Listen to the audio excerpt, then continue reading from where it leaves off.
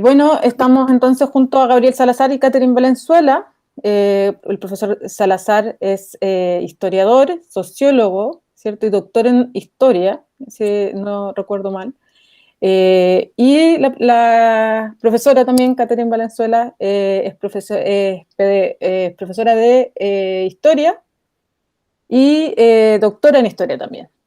Y bueno, hoy día estamos haciendo esta entrevista, sobre todo para conocer el libro que está pronto a salir, donde el profesor Salazar escribe y donde la profesora Catherine también escribe, junto a otros autores, y que va a salir prontamente editado en LOM, el que habla sobre seguridad nacional, ¿ya?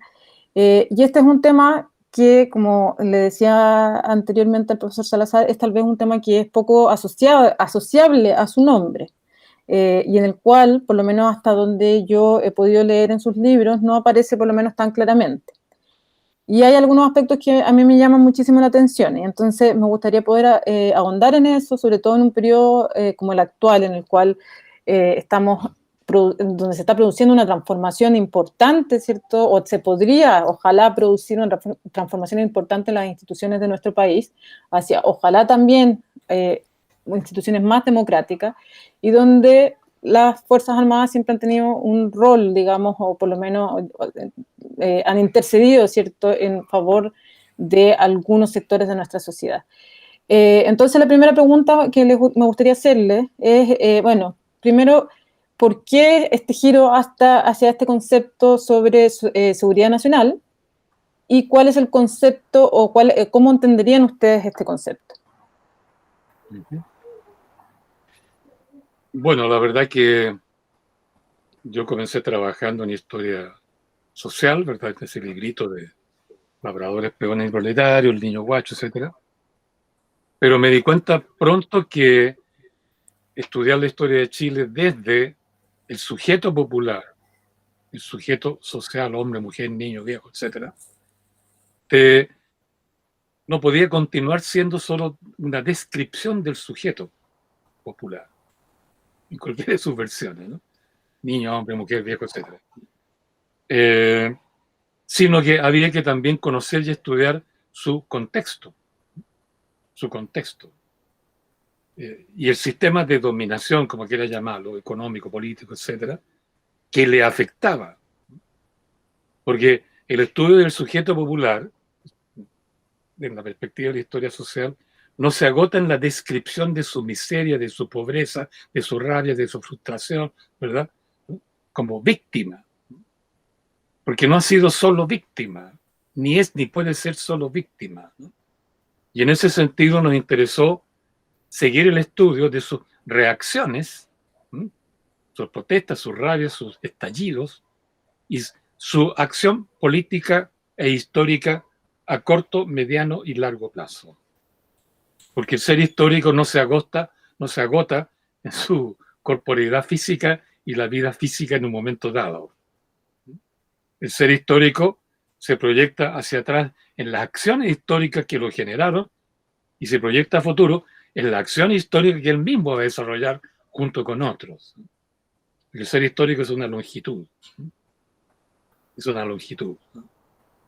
Niño, joven, adulto, viejo, recuerdo el impacto de que él produjo al vivir, o por su pensamiento, por sus acciones, o por los hijos que engendró. Es una longitud. Y en consecuencia esa longitud tampoco es una pura descripción de un cuerpo, una vida, una memoria, porque está en interacción constante con todo su medio y con los demás.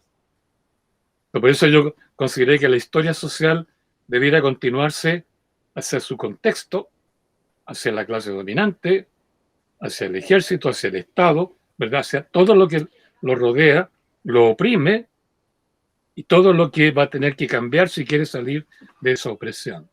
Entonces fui ampliando el espectro de mi estudio. Por eso partí, claro, con esas descripciones históricas solidarias, digamos, que hicimos respecto de los labradores, peones y proletarios, la mujer popular, los niños, etcétera, etcétera.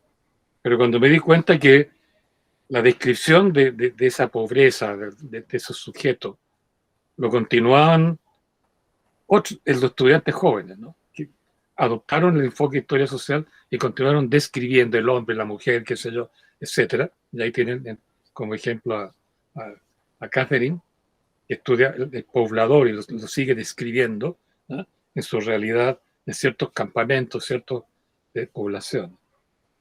Pero cuando vi que había un contingente de jóvenes que iba en esa dirección, trabajando la historia de las poblaciones, de las mujeres, de los niños, qué sé yo, y bueno, entonces yo me voy a hacer contexto ahora.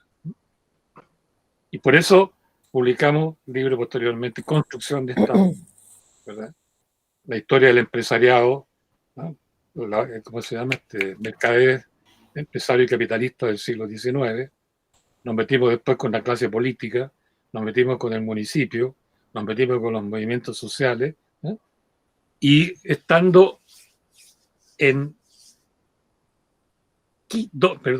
México, en concreto en la ciudad de Guadalajara, que me invitaron allá a una feria del libro en México, me encontré allá con los editores de algunos libros míos, de la Penguin Random House, grupo editorial, que es un monstruo internacional editorial, conversando en un café, digamos, en la feria, y fuimos examinando todas estas etapas, digamos, de desarrollo de la historia social, y yo les digo ahí, y resulta que ahora el único, o no es el único, pero uno de los campos incógnitos que nos quedan respecto al pueblo y la soberanía popular es el ejército.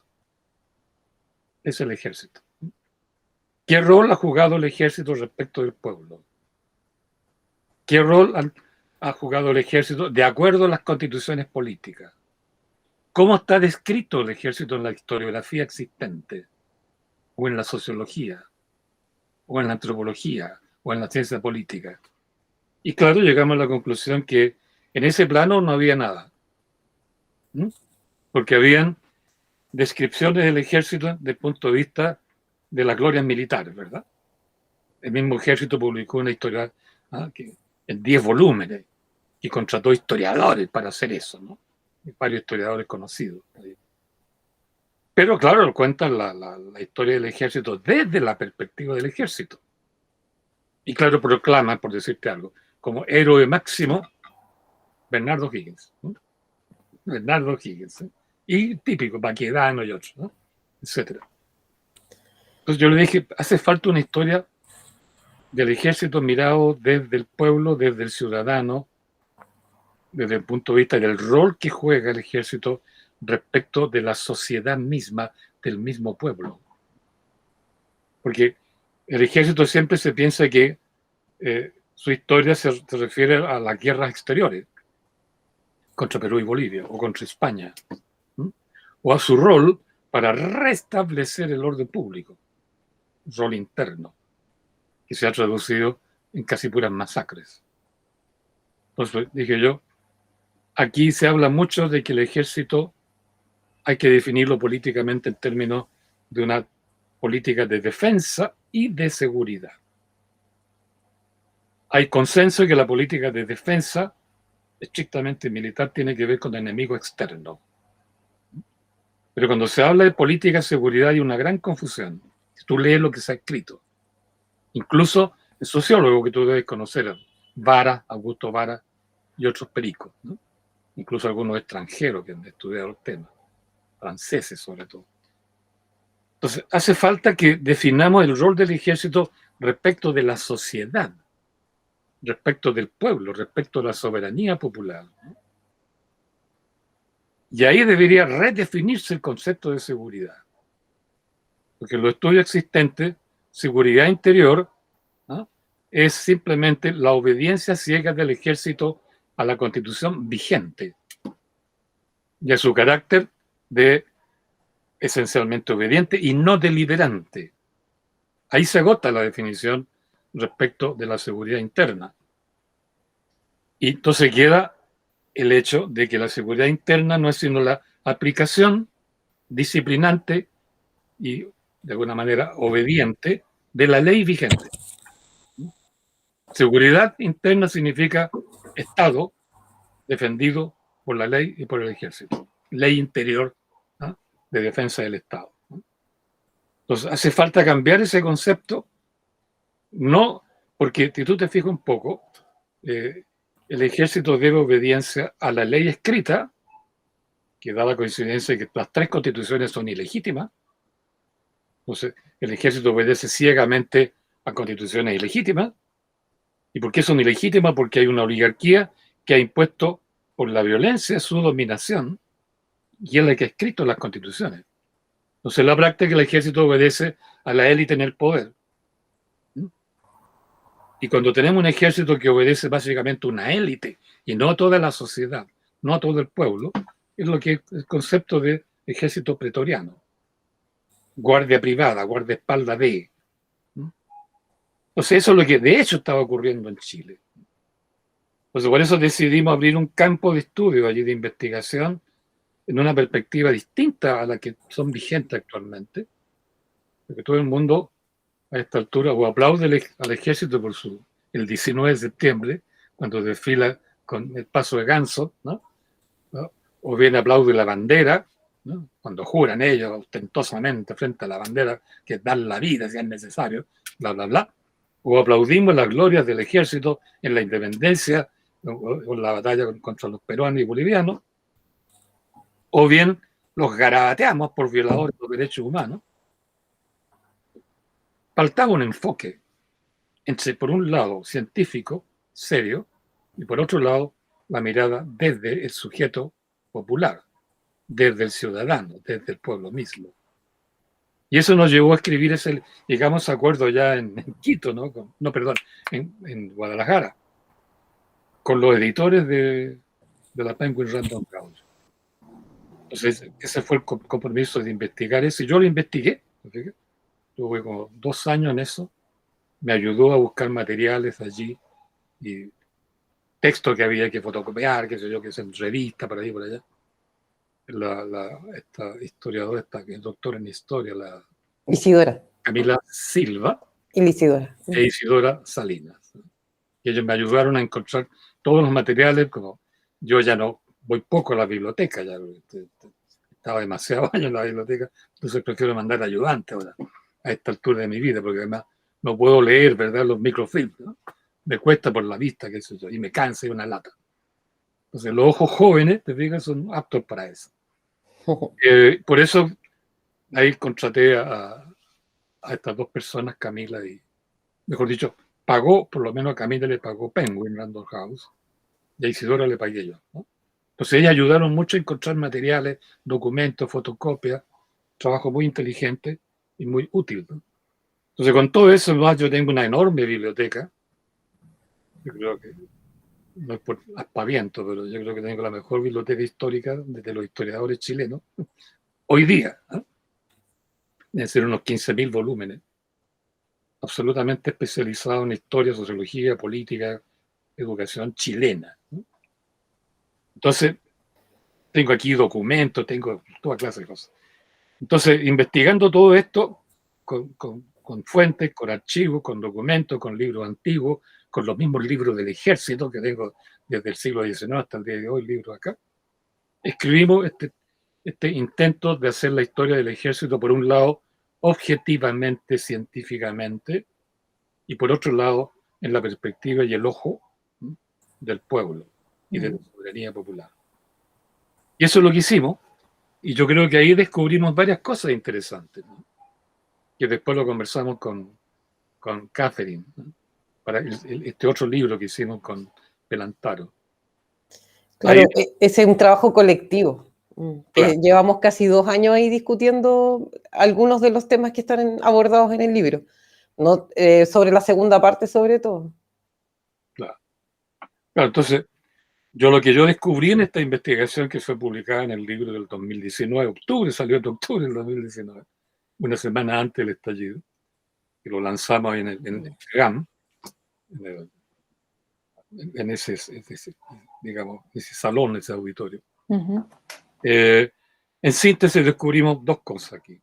Uno, la importancia de la soberanía popular para determinar no solo el texto de la Constitución política, no solo el Código del Trabajo, sino también cuál es la función del ejército en la seguridad interna, ¿no?, en la seguridad, la paz interior, el desarrollo, la participación, etcétera, etcétera.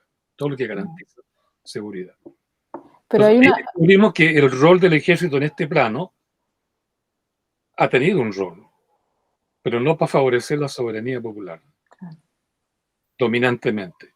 Pero curiosamente, este es el segundo descubrimiento importante, que en 2 oportunidades el ejército participó junto al pueblo, a favor del pueblo, para que el pueblo dictase la nueva constitución.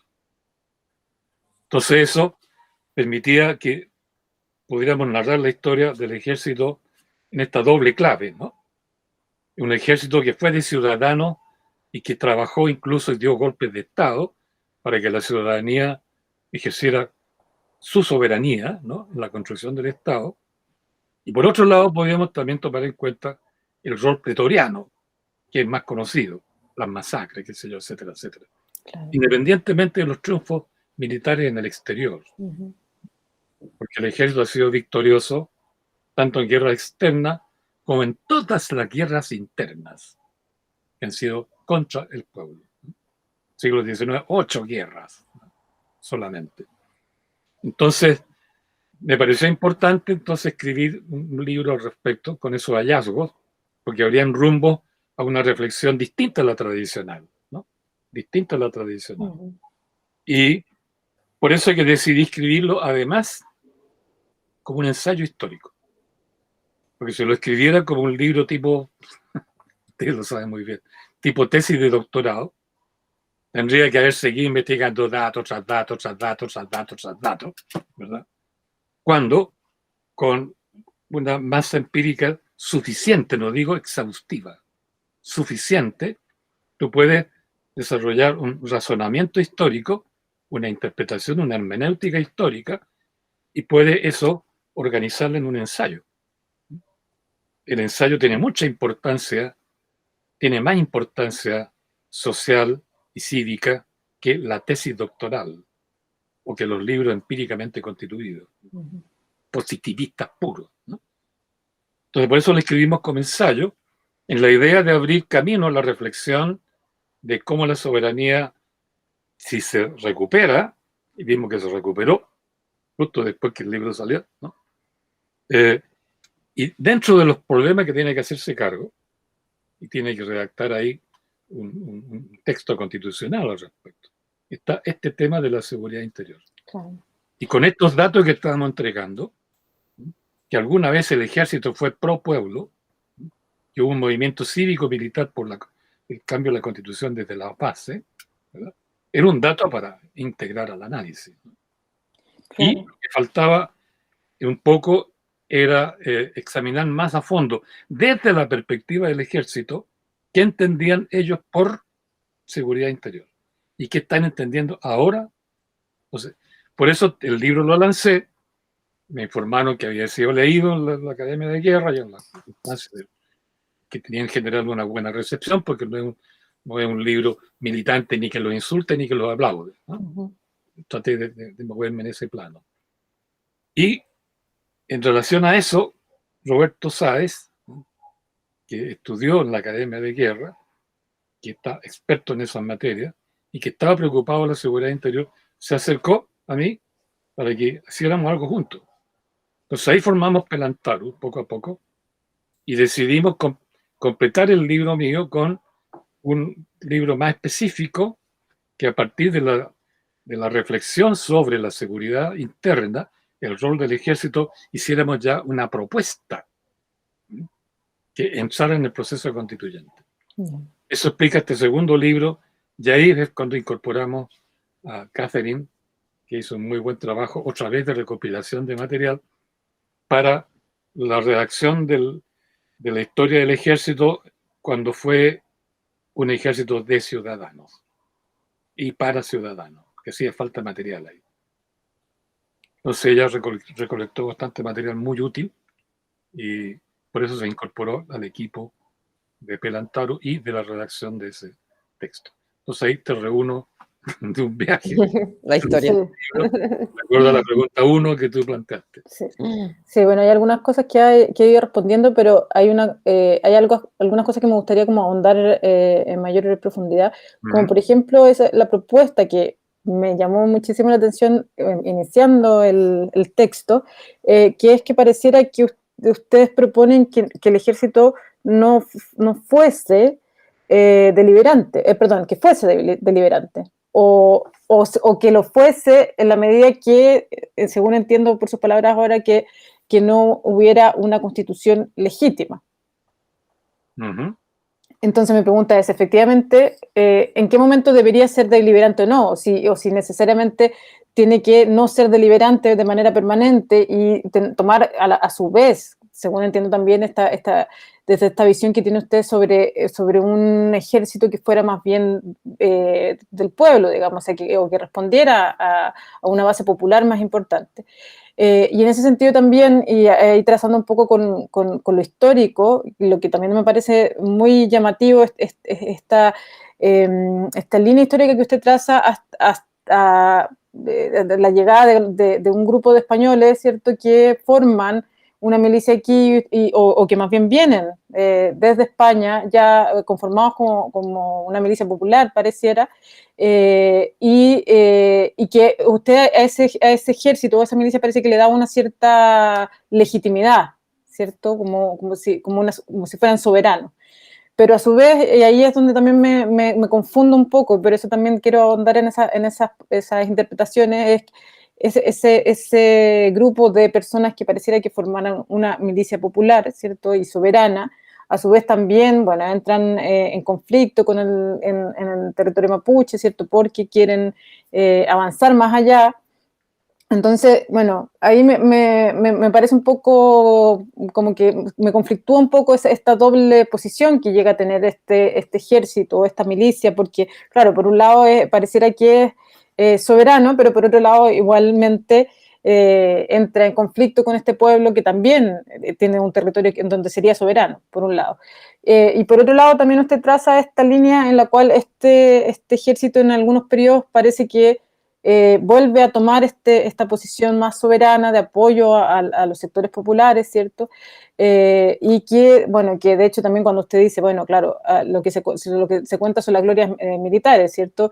Y se toma como figuras importantes a Bernardo Higgins, a Baquedano, pero muchas veces incluso estos ires y venires en el propio ejército provienen de distintos sectores sociales, más bien, es decir, el ejército que hace la independencia o el ejército independentista, por supuesto que no es el mismo que después lleva, digamos, acompaña, por ejemplo, la dictadura o el gobierno donde está Diego Portales, ¿cierto? O más tarde también hay una suerte de separación también al interior del ejército o al interior de los poderes militares, en las cuales uno puede observar que hay posiciones políticas y posiciones de clase, uno podría decir también. Entonces, un poco me interesa como que usted pueda explicar esta doble pareciera vertiente que existe en el ejército o en las Fuerzas Armadas, ¿cierto? En que en algún momento parece que hay algunas partes de ese ejército que responden más a un poder más soberano y otras que, como usted dice, más bien actúan como una guardia pretoriana. Pero Bueno, hay varias preguntas. Sí, hay varias preguntas, pero... Hay varias preguntas en dos, o sea, hiciste una pregunta aporética, es decir, una pregunta a la otra, ¿no? Claro. Claro. Bueno, yo diría que, bueno, en lo que tú planteas, yo creo que hay cuestiones de tipo general, ¿no?, puramente teórica, puramente presuntiva, digamos, otra de tipo histórico y otra de tipo propositivo, ¿no? Yo creo que la cuestión general se puede plantear con una pregunta. Los militares deben ser, siendo seres humanos, siendo racionales, teniendo estudios, no deliberantes. Le vamos a exigir que por el hecho de usar uniforme y tener un fusil, digamos, que ya no, y se van a usar los fusiles dentro de poco, ¿no? Por ser eso, no van a ser racionales, tienen que ser autómatas, ¿no es cierto?, obedientes a las instrucciones que le meten en su cabecita. ¿Es eso necesario hacerlo para tener un ejército disciplinado, eficiente en la guerra? Es una pregunta general. Yo me la respondo personalmente, creo que mucha gente comparte eso cuando pensamos, no de buena primera, que son seres racionales y tienen derecho a ser racionales. ¿Qué es lo que dice, bueno, Catherine lo ha escuchado, que es lo que ha dicho varias veces Rafael? Sí, obediencia, dice Rafael, pero reflexiva. Tengo derecho a pensar la orden y si es necesario la cuestiono. Rafael lo dice en esos términos, obediencia reflexiva. ¿Pero qué implica eso? Deliberación. Deliberación. Si yo no delibero, no puedo ser reflexivo respecto a una orden. Entonces, en mi opinión, por más que sean soldados, por más que sean, le entrenen a matar, todo lo que ustedes quieran, son seres racionales y seres humanos.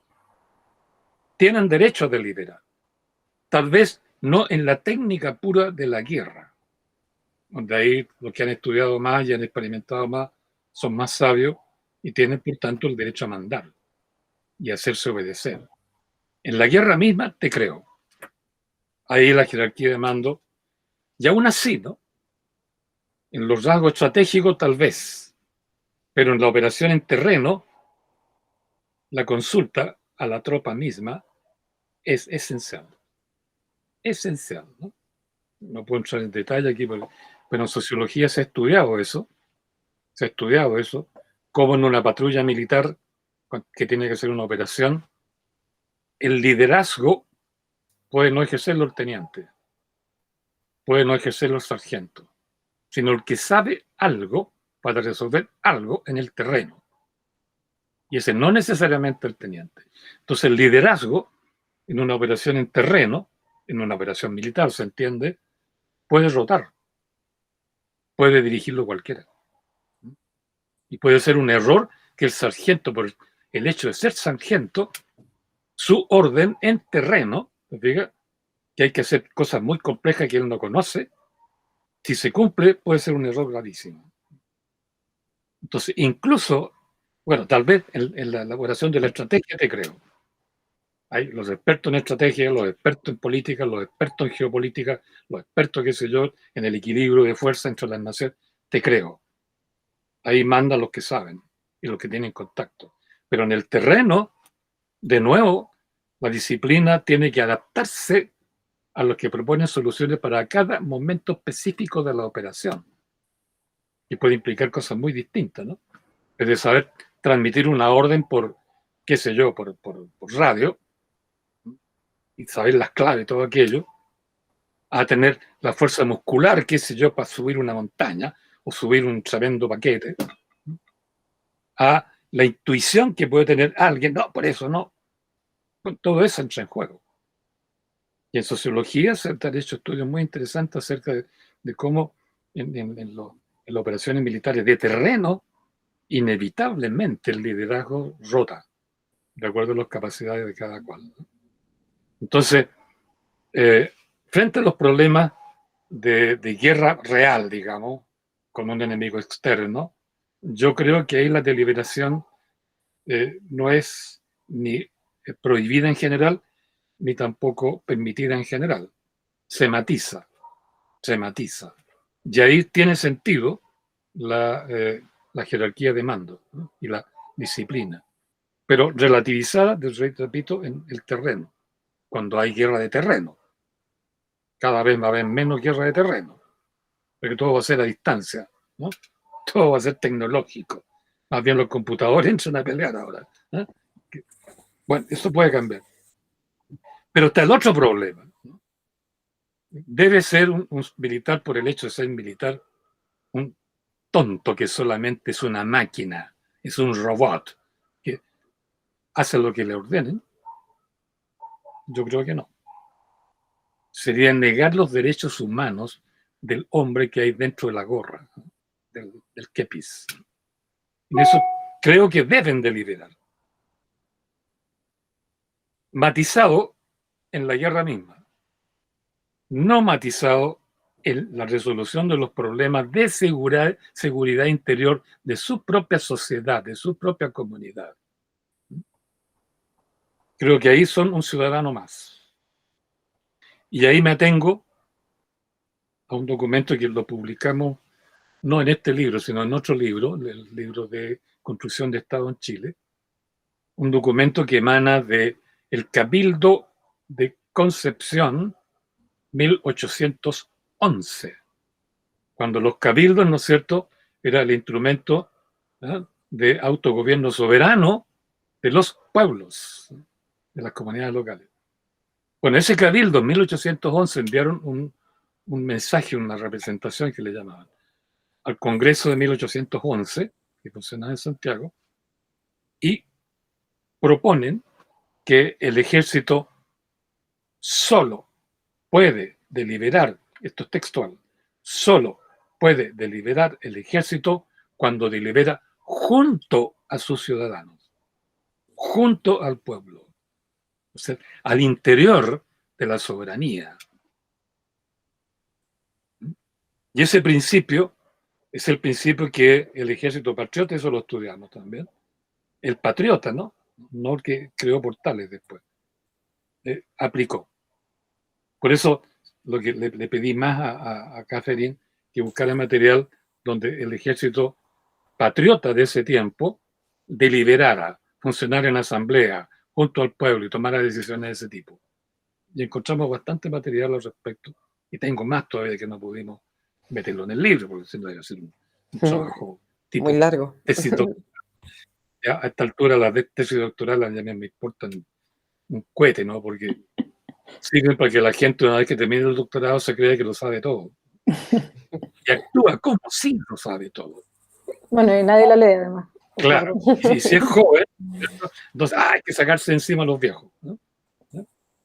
Esta guerra contra los viejos, que en Chile fue tan patéticamente claro, y tan patentemente claro también en otras universidades que no voy a nombrar, ¿no?, tuvo que ver con la aparición dentro de la academia de los magísteres y doctorados. Antes, los grandes maestros no tenían ni magíster ni doctorado.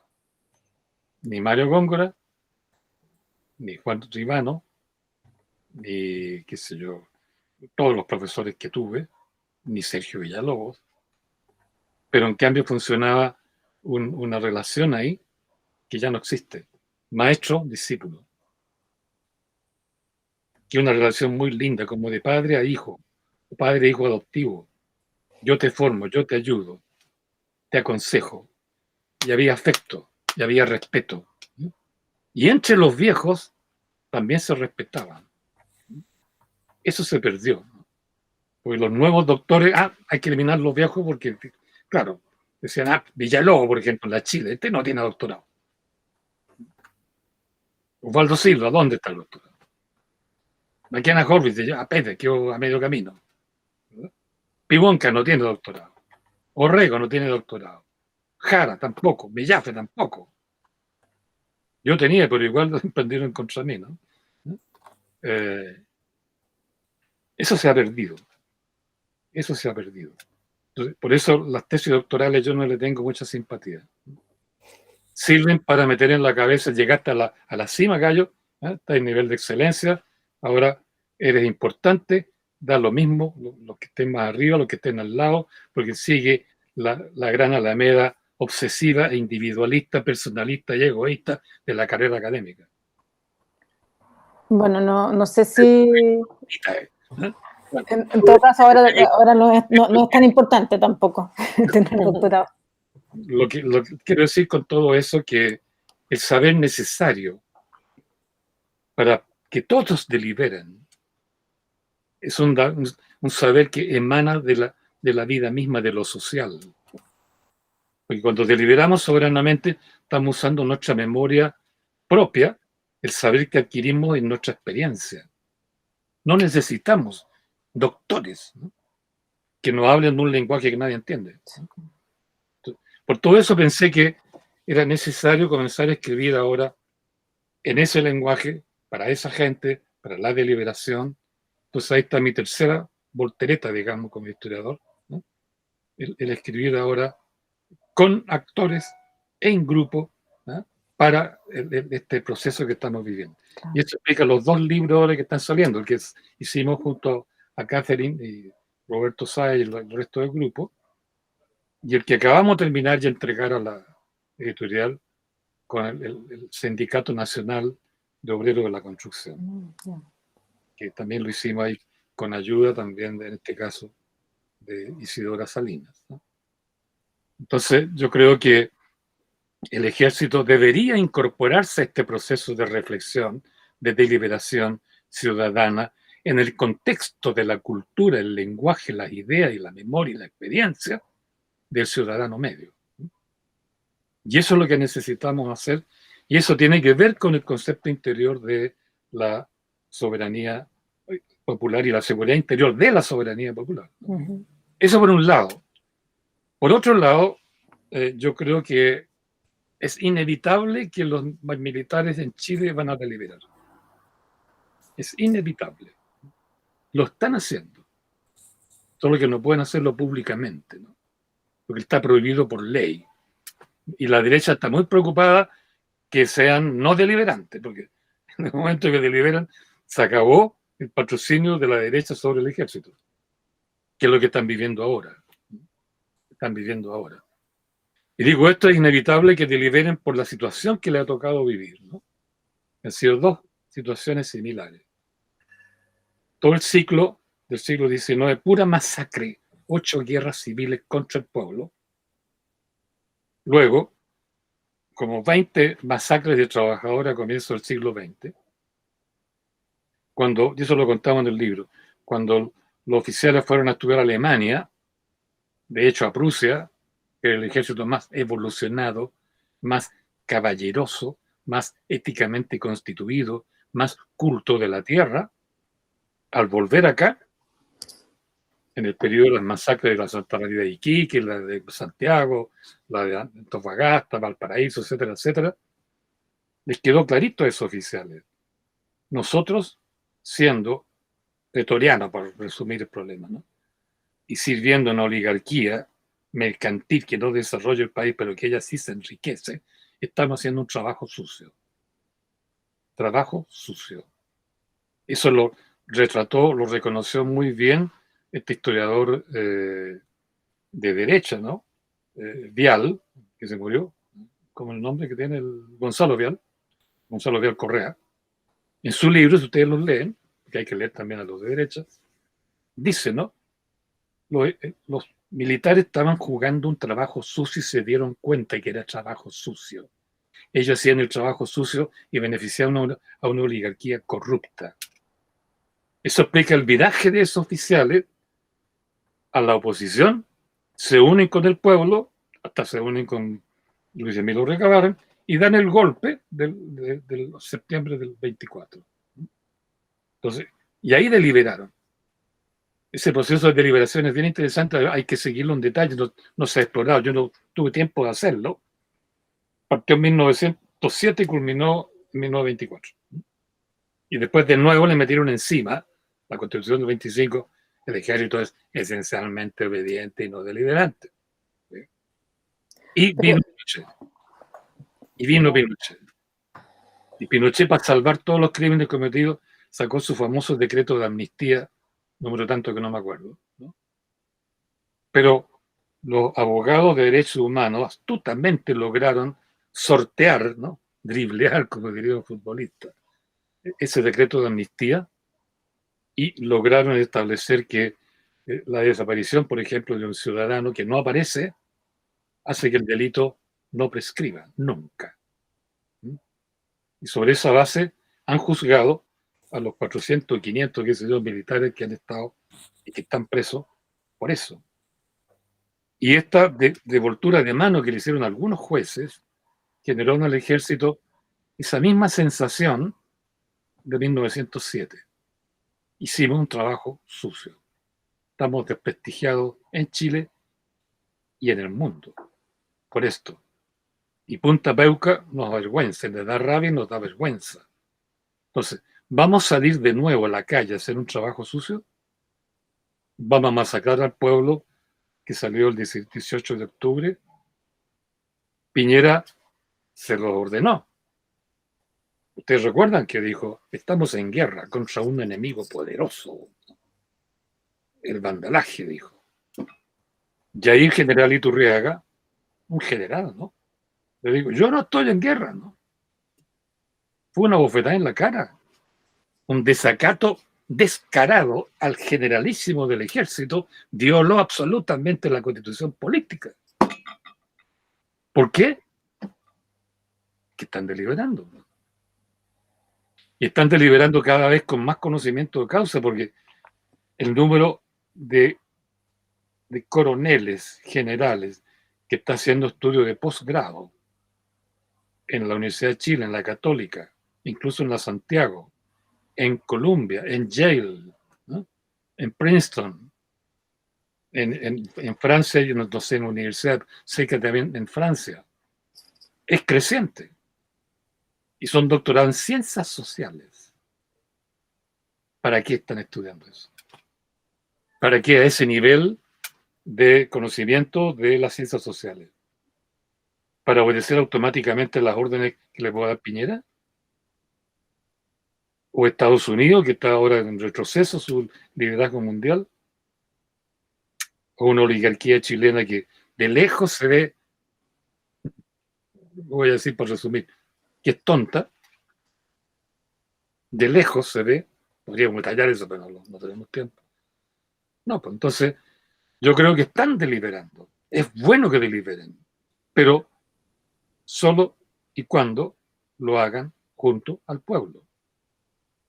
Tal como hizo el Cabildo de Concepción en 1911.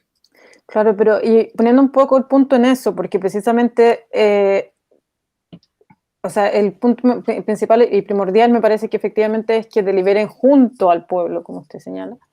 Pero no necesariamente lo han hecho, y esa es tal vez la preocupación que a mí me llama también a entrevistarlos a ustedes, digamos.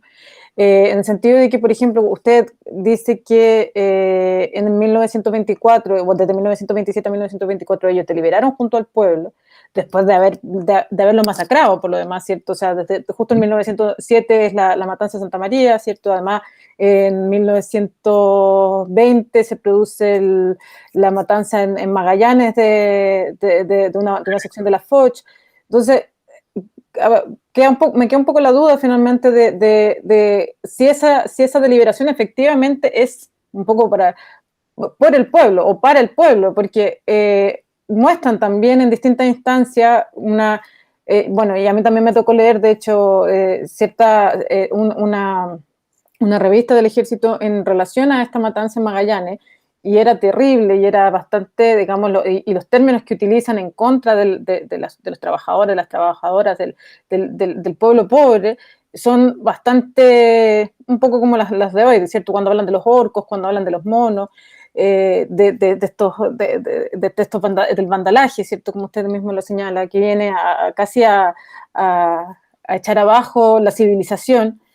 Y por otro lado también está el hecho de que el ejército también ha tenido una línea bastante nacionalista, que viene, por cierto, también de esta perspectiva más prusiana, de prusianización del ejército, en la cual la idea de nación es bastante fuerte, y esa idea de nación también se impone por sobre otra mucho más, que podría ser más soberana, digamos. O sea, de discusión, de democracia, de deliberación, que queda por debajo de esta visión desde el ejército de una nación como una entidad fija, digamos. Entonces, bueno, es un comentario, pero también como un poco para conocer su opinión respecto de eso, porque además del 20 al 24 también hay un movimiento en el ejército desde un sector del ejército que es más democrático, podríamos decir, de la oficialidad joven, y luego es reemplazada por esta oficialidad un poco mayor, donde está Carlos Ibáñez del Campo, que precisamente es mucho más, uno podría decir también, bueno, no sé si forma parte necesariamente de una guardia pretoriana o finalmente de esta figura mucho más nacionalista que empieza a emerger también durante ese periodo. Pero creo que no hay que confundir lo que es estrictamente teórico, postular un juicio general sobre si el ejército efectivamente delibera, efectivamente está con el pueblo, o no, porque igual lo masacra, ¿verdad? Ahí hay que ser cuidadoso en la teoría general, porque hay que referirse a lo histórico. Ahora, mataron el 19, mataron el 20, ¿no es cierto? Y después de nuevo el 25, el 31, el 34, el 46, y así sucesivamente, es cierto. Pero que también es cierto y brutalmente históricamente cierto que entre 1907 y el 25 deliberaron y dieron un golpe de Estado y convocaron al pueblo, está el manifiesto que publicaron, ¿no? El 11 de septiembre del año 24, el mismo día de Pinochet, ¿no? 11 de septiembre, donde convocan al pueblo a ejercitar su, comillas, voluntad soberana para dictar una nueva constitución. Históricamente eso fue real. Que hubo deliberación de 1907 a 1924, increciendo, fue real. Salpicada por masacres, también fue real. Entonces, lo que tiene que pensar uno, claro, históricamente han bamboleado, ¿no es cierto? Han ido para allá, masacran, vienen para acá, están contra la oligarquía. Eso es lo que muestra el siglo XX hasta 1930, 1925. Porque después del 26-27, todo el movimiento militar por errores que ellos cometieron, que fue justamente disolver la asamblea militar, que era el llamado, ¿cómo se llama? Tenía un nombre especial en la Junta Militar, ¿no? Junta Militar, que fue un movimiento mundial, no solo en Chile. Ellos disuelven su asamblea y se perdió, ¿no? La base, la asamblea manda, dice el cabro chico, ¿no? La asamblea manda que controle el poder revolucionario, se disolvió y ahí comenzó típicamente el juego del caudillismo, las ambiciones personales.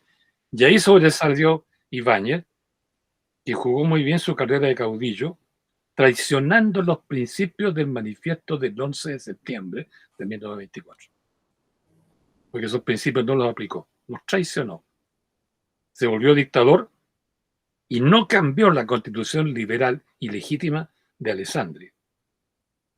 Y porque no la cambió, la legitimó, esa es la palabra técnica, tardíamente.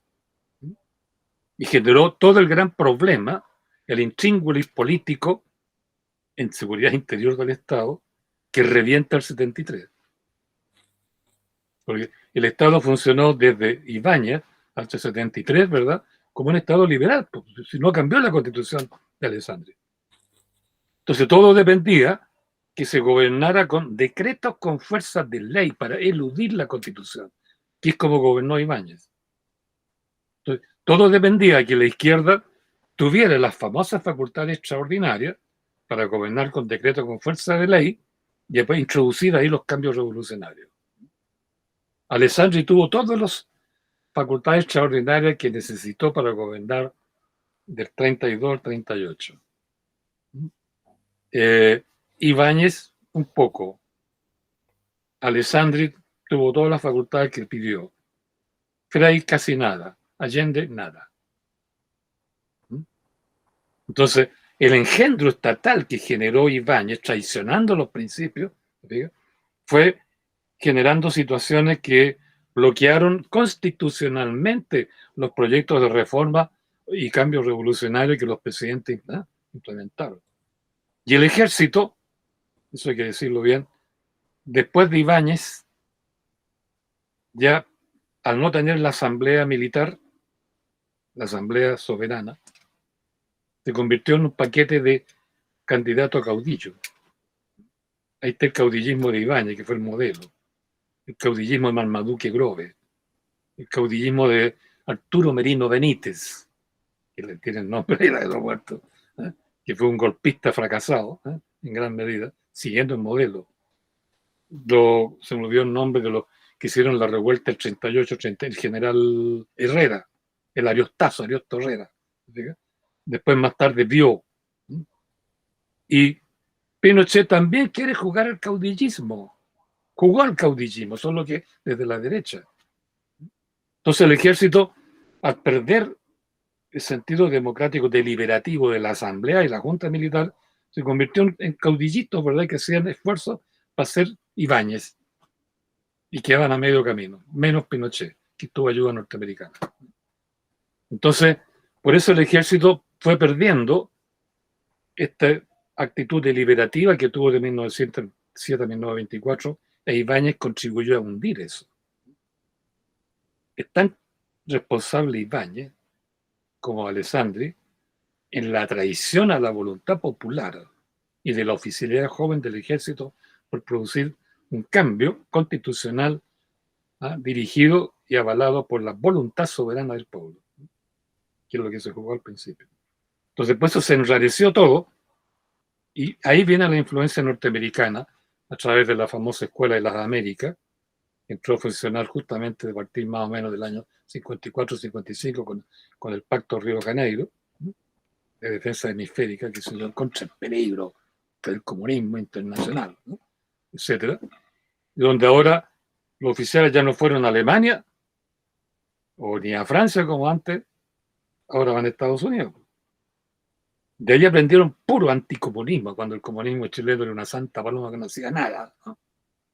Pero aprendieron anticomunismo, bajo ese pretexto hicieron lo que hicieron. Entonces ahora no hay Guerra Fría. El comunismo como tal no existe. El Partido Comunista Chileno sigue siendo una santa paloma, ¿no? Entonces, los actuales oficiales, que ya no están tan influidos por la lógica dicotómica de la Guerra Fría, ya no están influidos por el gran riesgo del comunismo, aunque quedan dentro del ejército sectores anticomunistas todavía, y pro Pinochet también, eso es cierto. Entonces está la duda, ¿qué rol están jugando ellos ahora? Y por eso deliberan sordamente, ¿no?, de grupos deliberantes, están estudiando, oiga, ciencias sociales, ¿no? Está justo el momento en que el ejército está desconcertado. No obedecieron a Piñera, no quisieron ser pretorianos, no saben ser pero olvidaron eso, de ser aliados del pueblo. Pero ahí estamos nosotros para recordárselo, ¿no? Pero ¿en qué medida eso? Chica, si no, nos vamos a atar de mano, ¿verdad?, y dejemos que las cosas pasen, ¿no?, por la voluntad de los políticos o la voluntad de unos generalitos, ¿no? Y eso ya no tiene sentido. No tiene sentido, no tiene dignidad nuestra. Pero ¿en qué medida la posición que toma el ejército también no tiene que ver con la composición de clase que pueda tener el ejército también? Eso hay que tener mucho cuidado. Es cierto que el ejército chileno, desde el periodo colonial hasta 1930-40, la alta oficialidad se reclutaba por decirlo así, en las élites dirigentes de la sociedad, en la aristocracia castellano-vasca. Los hijos menores, porque los hijos mayores heredaban, los primogénitos, toda la fortuna del viejo, se hacían empresarios, qué sé yo, siguen viajando a Francia elegantemente, qué sé yo. Pero los hijos menores que no heredaban el patrimonio, ¿verdad?, lo que se llamaba en ese tiempo el mayorazgo, ¿no es cierto?, tenían que darle cargo o en la iglesia o en el ejército. Entonces, de ahí que tenemos la cúpula de la iglesia es castellano-vasca. La cantidad de obispos de raza, y todos apellidos rimbombantes, hasta el cura Aldunate, que era promirista, ¿no es cierto?, también era de la alta aristocracia, ¿no? Yo conocí un montón de curas, sobre todo jesuitas, que son con apellidos rimbombantes, porque vienen de ahí. Y en el ejército, si revisamos la alta oficialidad del siglo XIX, como hasta 1930, la misma cuestión. Sobre todo después de la guerra civil del 91. Porque ahí el ejército obedeció, el ejército constitucional obedeció a Balmaceda, ¿no? Y el grueso de la oficialidad también. Solo 2 generales se pasaron al bando contrario, que fue Emilio Kerner, ¿no?, que habían contratado al alemán, que era un gran estratego, ¿no?, y Estanislao del Canto, que era un general chilensis, ¿no? Entre ambos organizaron un ejército mercenario, que contamos esa historia en el libro, ¿no? Entonces, ese ejército mercenario que reclutaron a la fuerza, los rotos para variar, ¿no? Ellos lo cuentan, Estanislao del Canto lo cuenta en sus memorias, ¿no? Ese ejército tuvo que contratar oficiales nuevos. ¿De dónde lo sacaron? La juventud oligárquica corrió a servir en ese ejército mercenario que derrotó a Balmaceda. Entonces, después de Balmaceda, la oficialidad que quedó en la que se formó en la guerra contra Balmaceda, la guerra civil, y que llegaron rápidamente a cargo de coronel, general inclusive, ¿no? Por eso los oficiales jóvenes del 1907 o 1920 decía que ellos no podían ascender porque la oficialidad estaba designada, digamos, de coronel para arriba, designado a dedo por el gobierno que era oligarca. Entonces se quejan porque la carrera militar, que es muy importante, ¿verdad?, está bloqueada para ellos. Y los altos oficiales no tenían prestigio militar, experiencia, estudios, nada. ¿Y hoy no pasa un poco lo mismo? Bueno, hoy día no tenemos en la alta oficialidad apellidos de oligarquía. No hay. Uno que otro por casualidad. Usted se fija, la mayoría tienen apellidos extranjeros. Extranjeros. O Pinochet, por ejemplo. O advenedizos.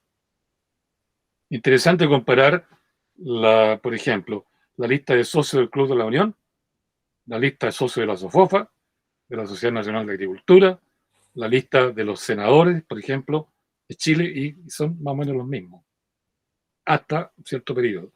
Pero de alrededor de 1960 para acá, la lista de generales fue cambiando notoriamente, gente de clase media, advenediza. Entonces, el hecho de que la estructura de la oficialidad corresponde a la estructura de clase en Chile no es tan claro. No es tan claro. Influye más que la condición de clase la educación que tuvieron. O en Alemania o en Estados Unidos. Y ahora, ¿no?, de distintas universidades chilenas del mundo. Entonces es una influencia, digamos, cultural, más que ideológica, diversa, que no contribuye a que se vayan, digamos, concentrando en una sola posición, ¿no?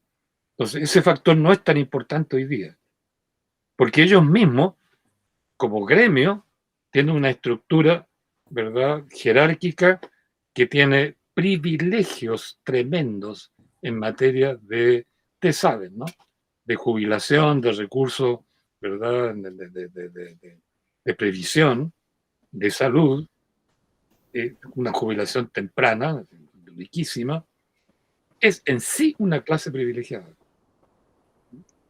Derechos sociales. Realmente se vincula con la verdadero, porque también la oligarquía nuestra ha cambiado. Pues.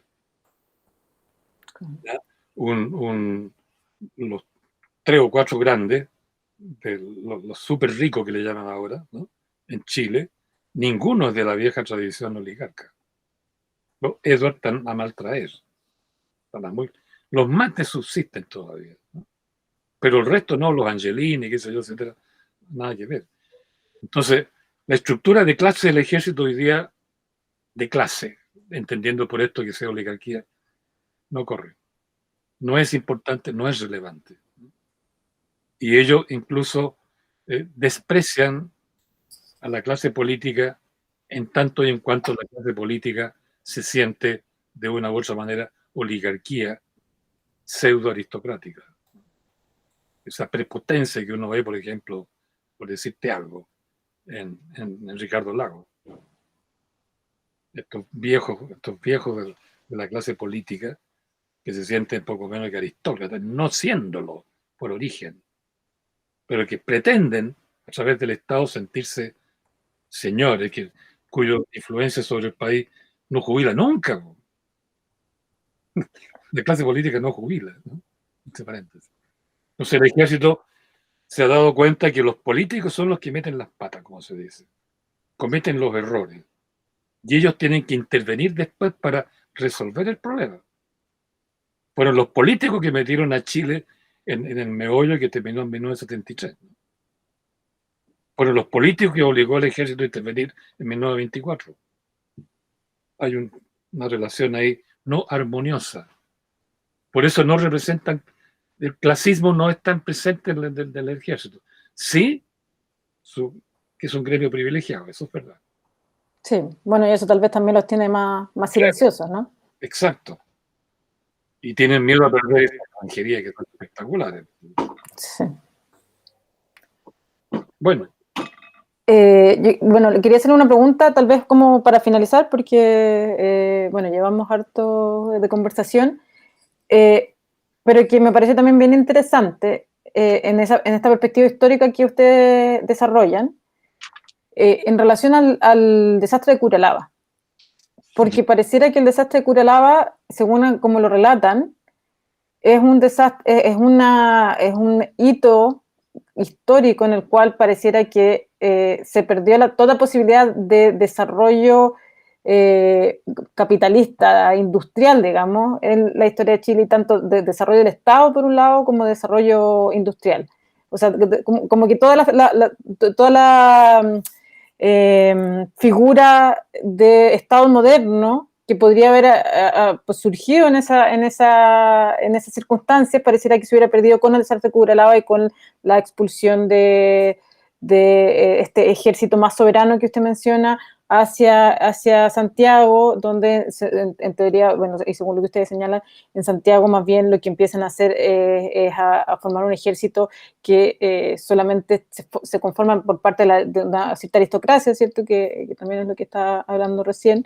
Y por otro lado, una oligarquía que no invierte en el país, que trae lujos desde afuera, que finalmente termina por disolver esta clase artesana, este sector artesano que podría haber configurado tal vez más tarde una cierta figura de desarrollo interno.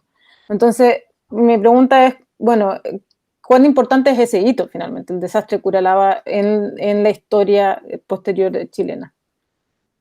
No sé qué autor o qué historiador o qué grupo plantea más o menos la hipótesis que tú has convertido en pregunta acá, ¿no?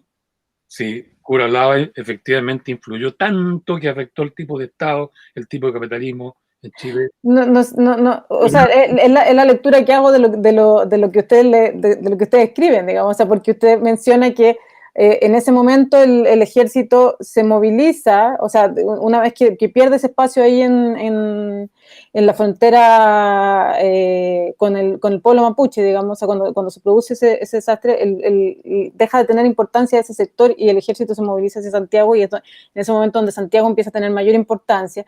Y junto con eso, según lo que usted dice, bueno, además de que había un proceso que se suponía de modernización del Estado que tampoco se produce, y un proceso que tal vez podría haber sido de industrialización mayor, tampoco se produce. Entonces, y pareciera que ese es un hito como fundante de historia posterior. Yo creo que, claro, se podría vincular Curalaba, que fue en 1600, 1599, con lo que pasó en el siglo XIX. Claro, siguiendo el camino uno podría llegar a eso, pero creo que hay una exageración conectarlos directamente con factor y conclusiones, ¿no?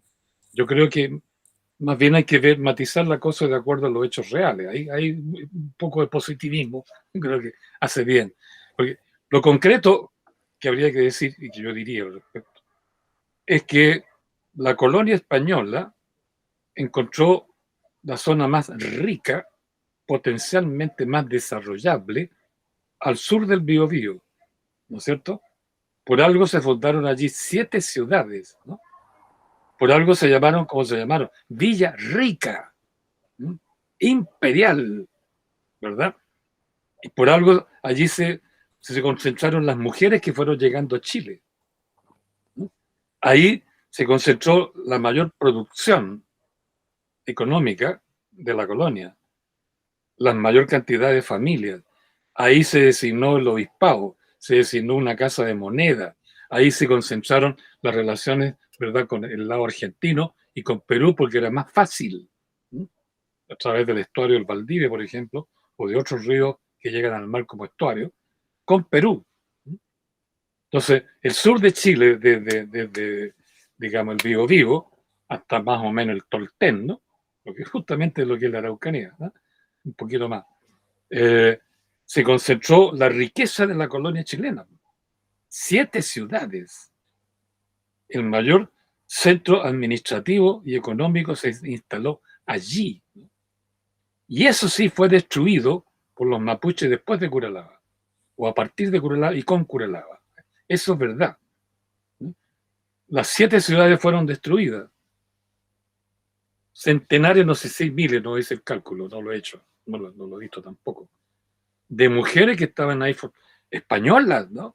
Que estaban acompañando a los colonos, ¿no? Familias españolas allí, colonizando, murieron, desaparecieron. Y otro lote quedó viviendo con los mapuches en la Araucanía, ¿no? Un lote de mujeres, ¿no?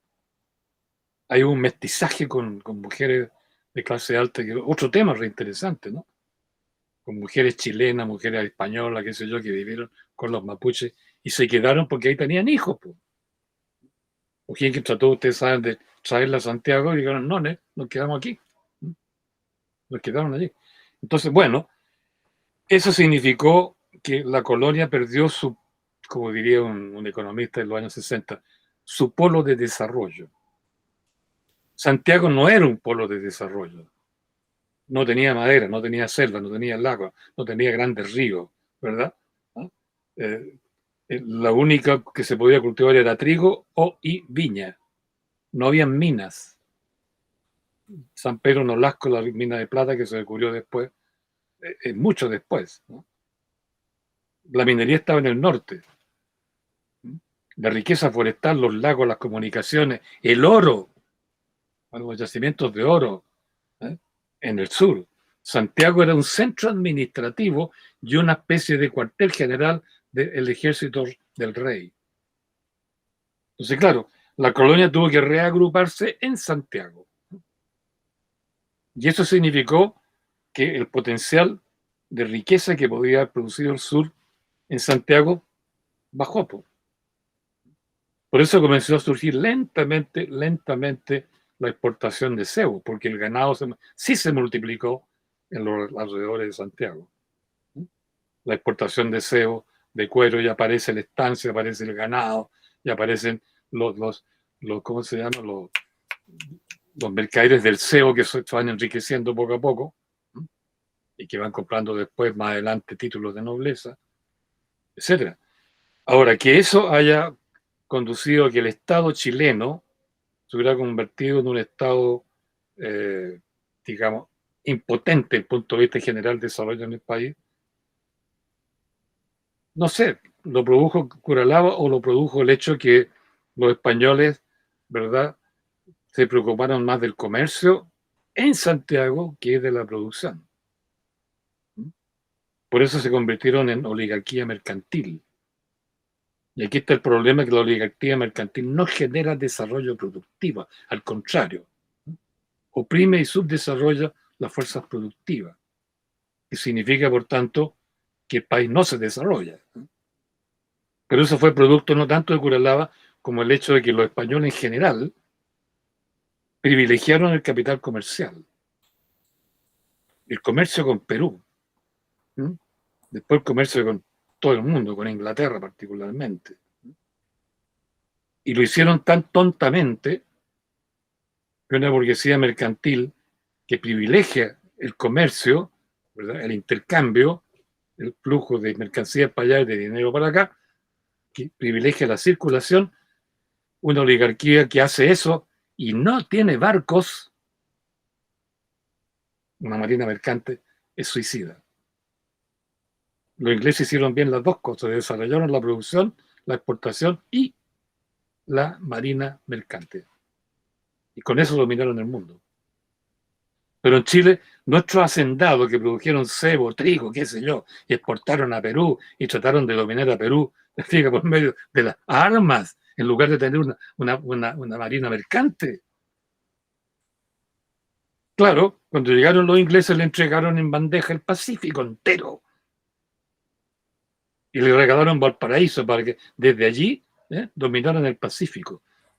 Por eso digo, nuestra oligarquía es tonta. Quiso dominar a Perú pero no lo hizo económicamente. No construyó barcos. Los barcos eran peruanos, los navieros eran peruanos.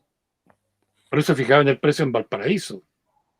En lugar de que los hacendados chilenos que monopolizaban la internación de trigo en Perú, porque no había ningún otro que le llevara trigo, no pudieron fijar el precio en Lima, porque los peruanos, los navieros peruanos, fijaban el precio en Santiago, digo en Valparaíso. Y al no construir barcos, al no soñar con el mar, cuando llegaron los ingleses atravesando el Cabo de Horno, les construyeron Valparaíso y los almacenes francos que se enorgullecen ahí, algunos contando esa historia, para beneficio. Y los ingleses dominaron el Pacífico. Y los tontos hacendados, perdone que diga en esos términos, hacendados chilenos se quedaron en tierra adentro y se sintieron guasos. Y se visten de guaso.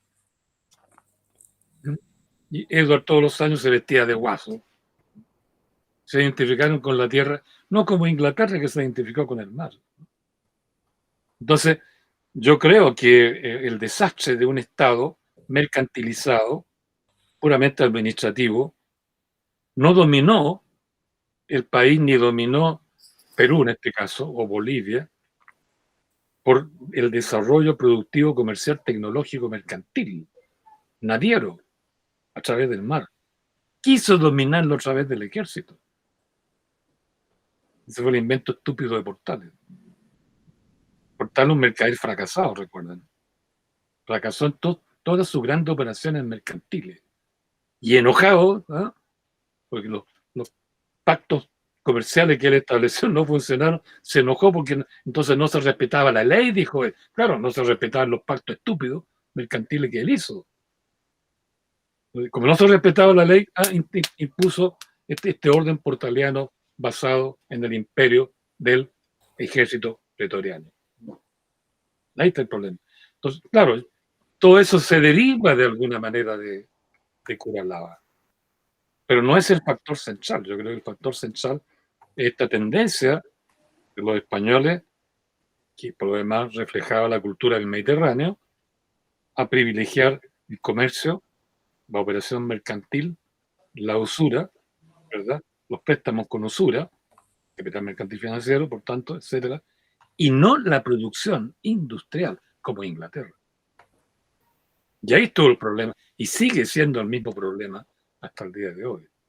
Entonces, claro, Curalaba yo creo que ayudó a eso. Pero si no hubiera existido Curalaba, los españoles que se estaban enriqueciendo ahí en las 7 ciudades del sur, con sus mujeres, qué sé yo, y todo lo que fueron levantando, habría que preguntarse, ¿iban ellos a seguir el destino del desarrollo de una burguesía industrial?